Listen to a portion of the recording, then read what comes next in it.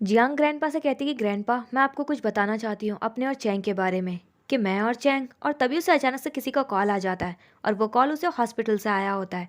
तो ग्रैंडपा उससे पूछते कि किसका कॉल था। तो जियांग बताती है कि हॉस्पिटल से कॉल था, मेरी बच्ची की तबीयत खराब हो गई है। और फिर वो वहाँ से चली जाती है। चैंग अपने असिस्टेंट से कहता है कि मुझे भी हॉस्पिटल लेकर चलो। और फिर नेक्स्ट सीन में वो दोनों हॉस्पिटल पहुंच जाते हैं और डॉक्टर से पूछते हैं कि क्या हुआ है। तो डॉक्टर बताते हैं कि आपकी बच्ची की तबीयत दिन पर दिन खराब होती जा रही है, तो आप दोनों को अपनी बच्ची को बचाने के लिए कुछ तो करना होगा। और फिर नेक्स्ट सीन में देखते हैं जहाँ पे जियांग और चैंग घर पर होते हैं। तो जियांग चैंग से कहती है कि हम दोनों को अपनी बच्ची को बचाने के लिए करना ही होगा। तो चैंग जियांग से कहते हैं कि क्या तुम वाकई में ये करना चाहती हो, तुम तैयार हो इसके लिए। तो जियांग कहती है कि हाँ, मैं अपनी बच्ची को बचाने के लिए कुछ भी करूंगी। और फिर इसके बाद ये दोनों किस कर लेते हैं और एक दूसरे के साथ इंटीमेट हो जाते हैं। फिर हम 5 महीने बाद का सीन देखते हैं जहाँ पे चैंग के हाथ में जियांग की प्रेगनेंसी रिपोर्ट लग जाती है और वो हैरान होते हुए कहता है जियांग से कि जियांग तुम प्रेग्नेंट हो। तो जियांग कहती है कि हाँ, तुम्हारे हाथ में ये प्रेगनेंसी रिपोर्ट कहाँ से लगी। तो चैंग कहते हैं कि आखिर तुम प्रेग्नेंट कैसे हो सकती हो, इसका मतलब उस रात तुमने मेरी ड्रिंक में कुछ मिलाया था। तो जियांग कहती है कि हाँ, मैंने तुम्हारी ड्रिंक में कुछ मिलाया था, क्योंकि तुम इतनी आसानी से तो नहीं मानने वाले थे। तो चैंग उससे कहते हैं कि मैं इसलिए नहीं मान रहा था क्योंकि मैं तुम्हारी जान को खतरे में नहीं डाल सकता। डॉक्टर ने साफ साफ कहा था कि तुम एक और बच्चे को जन्म नहीं दे सकती, इससे तुम्हारी जान को खतरा है। तो जियांग कहती है कि बस करो, बंद करो मेरी परवाह करने का दिखावा, मुझे अच्छे से पता है कि तुम कितने अच्छे हो। और हाँ, मैं तुमसे डाइवोर्स चाहती हूँ, मैंने डाइवोर्स पेपर तुम्हारे रूम में रख दिए हैं। तो चैंग गुस्से में आकर उसका हाथ पकड़ते हुए कहता है कि क्या तुम मुझसे डाइवोर्स चाहती हो। तो जियांग कहती है कि हाँ, मैंने डाइवोर्स पेपर पे साइन कर दिए हैं, तुम भी कर देना। और तुम्हें तो खुश होना चाहिए, बल्कि तुम यही तो चाहते थे। अब मैंने तुम्हें इस रिश्ते से आज़ाद कर दिया है, तो तुम आराम से वाई वाई से शादी कर सकते हो। वैसे भी तुम तो उससे प्यार करते हो ना, तुम इतना दिखावा क्यों कर रहे हो, जाकर उससे शादी कर लो ना। तो चैंग कहते हैं कि क्या बकवास कर रही हो, मैंने कभी नहीं कहा था कि मैं उससे शादी करूंगा। तो जियांग कहने लग जाती है कि मेरे सामने ड्रामा करना बंद करो और मेरा पीछा छोड़ो, और वहां से जाने लग जाती है। तो चैंग गुस्से में कहता है कि खबरदार, अगर तुमने इस घर से एक कदम बाहर भी रखा तो जियांग उससे कहती है कि अच्छा, तो तुम क्या करोगे, क्या तुम मुझे रूम में बंद करोगे या फिर मुझे टॉर्चर करोगे या फिर मुझे मारोगे। देखो, मैं कोई पहली वाली जियांग नहीं हूँ जो तुमसे डर जाएगी, मेरा नाम लेना है। और देखो, जब तुम मुझसे प्यार ही नहीं करते हो तो मुझे अपने साथ इस रिश्ते में बांध कर क्यों रखना चाहते हो, तो उसके साथ रहो ना। जहाँ पे उसका असिस्टेंट कहता है कि मिस जियांग, आपको कोई बहुत बड़ी गलतफहमी हो गई है, मिस्टर चैंग वाई वाई से प्यार नहीं करते हैं, वो सबसे ज्यादा आपसे प्यार करते हैं। तो जियांग असिस्टेंट से कहती है कि तुमने इतना बड़ा झूठ बोलना कहाँ से सीखा, तुमने इससे सीखा है क्या। और वहां से वो चली जाती है गुस्से में। नेक्स्ट सीन में डॉक्टर चैन गुस्से में चैंग के पास आते हैं और उस पर चिल्लाते हुए कहते हैं कि तुम्हारी हिम्मत कैसी हुई जियांग को फिर से प्रेग्नेंट करने की, मैंने तुमसे पहले ही कहा था कि अगर जियांग ने एक और बार बच्चे को जन्म दिया तो उसकी जान जा सकती है, ये जानने के बावजूद भी तुमने उसके साथ ये किया।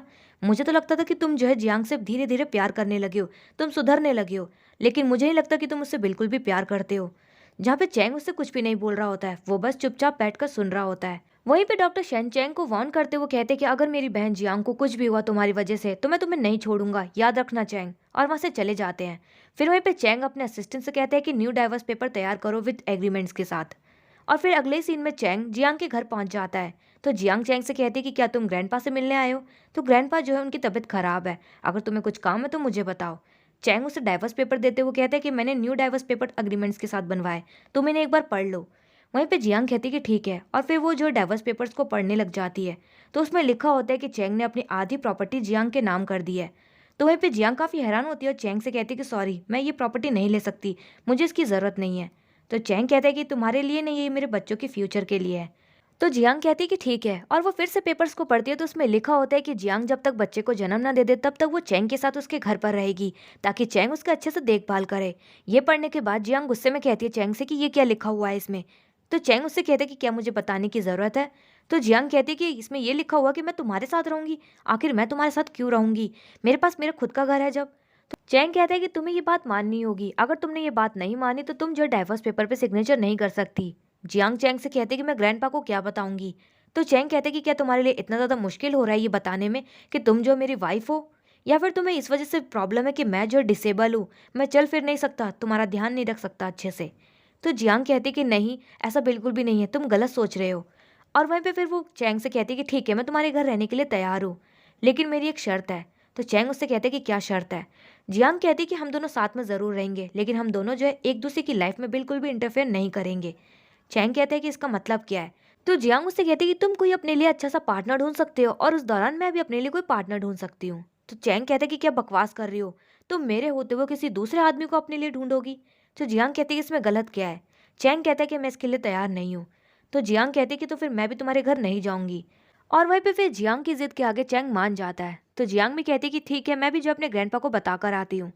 फिर नेक्स्ट सीन में देखते हैं जहाँ पे जियांग अपने ग्रैंडपा को बता देती है। तो उसके ग्रैंडपा कहते हैं कि आखिर तुम इसके साथ क्यों रहना चाहती हो, ये तो चल फिर भी नहीं सकता, डिसेबल है। तुम चाहो तो तुम अपने लिए कोई अच्छा जीवन साथी ढूंढ सकती हो अपने लिए। तो जियांग भी कह देती है कि नहीं ग्रैंडपा, मैं इससे बहुत प्यार करती हूँ, मैं इसी के साथ रहना चाहती हूँ।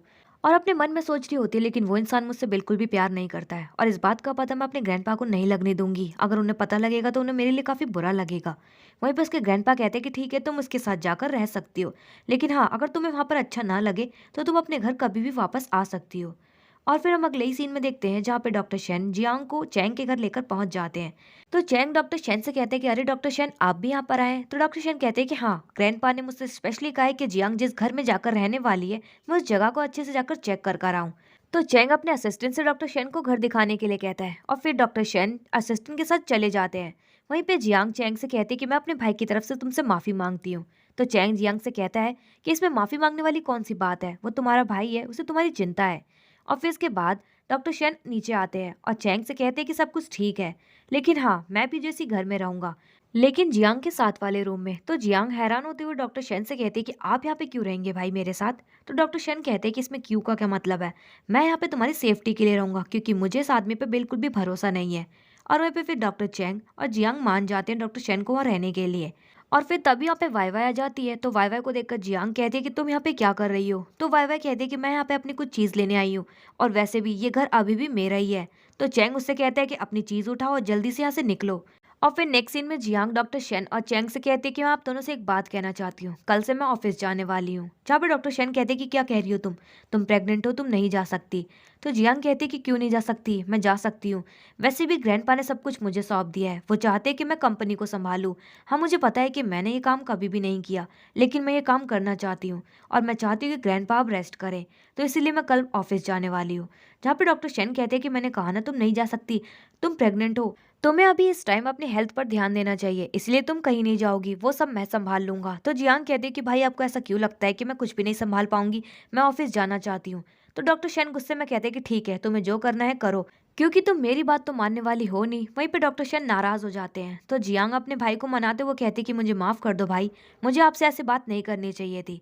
और फिर हम नेक्स्ट सीन में देखते हैं जहाँ पे जियांग ऑफिस पहुंच जाती है और सब लोगों से कहती है कि अब से ग्रैंडपा की जगह पर इस ऑफिस को मैं संभालूंगी। और फिर वो ऑफिस के काम को करने लग जाती है और काफी अच्छे तरीके से ऑफिस को संभालती है। वहीं पे डॉक्टर शेन भी कहते हैं कि आज तुम थक गई होगी ना, वाकई में तुमने काफी अच्छे से काम किया है, मैंने कभी सोचा नहीं था कि तुम इतनी अच्छी तरीके से ऑफिस को हैंडल कर लोगी। वहीं पे डॉक्टर शेन चले जाते हैं। फिर थोड़ी देर बाद जियांग को चैंग का कॉल आता है और वो उससे कहता है कि क्या तुम आज रात को फ्री हो, मैं चाहता हूँ कि तुम मेरे साथ डिनर पर चलो। तो जियांग कहती है कि रुको, मैं अपना शेड्यूल चेक कर बताती हूँ। और फिर उससे कहती है कि ठीक है, मैं तुम्हारे साथ डिनर पर चलने के लिए तैयार हूँ। नेक्स्ट सीन में जियान चैंग के साथ बैठकर डिनर कर रही होती है और उससे कहती है कि तुम्हें पता है, आज ऑफिस में काम करते हुए मैं कितना थक गई थी।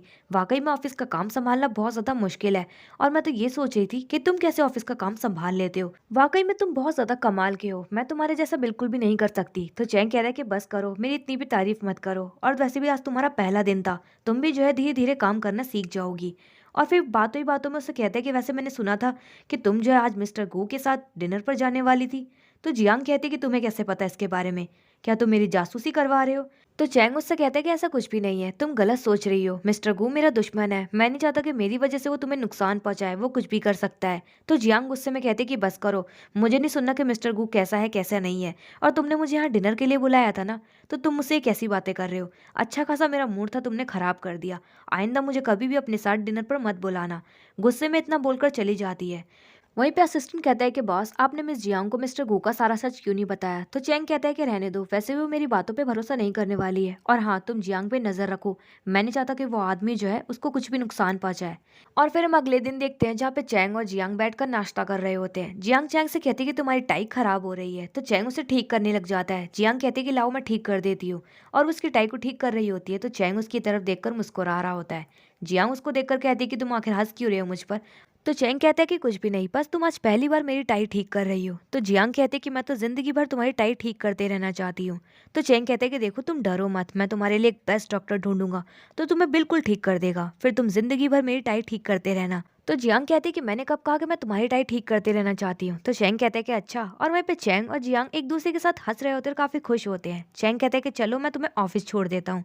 तो जियांग कहती है कि नहीं, मैं खुद ही चली जाऊंगी।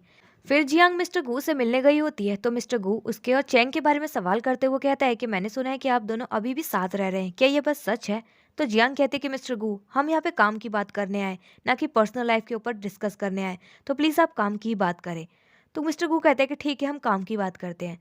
आपकी कंपनी ने जो हमसे प्रॉमिस किया था कि वो जो है अपना डेवलपमेंट प्रोजेक्ट हमें देंगे, तो फिर आपने इसके बारे में क्या सोचा है? जहाँ पे जियांग साफ इनकार कर देती है और कहती है कि हमारी कंपनी आपके साथ कोई भी काम नहीं करना चाहती है। तो मिस्टर गू कहता है कि मिस जियांग, हम तो आपके साथ कॉपरेट करना चाहते हैं, आप मान क्यों नहीं रही हैं?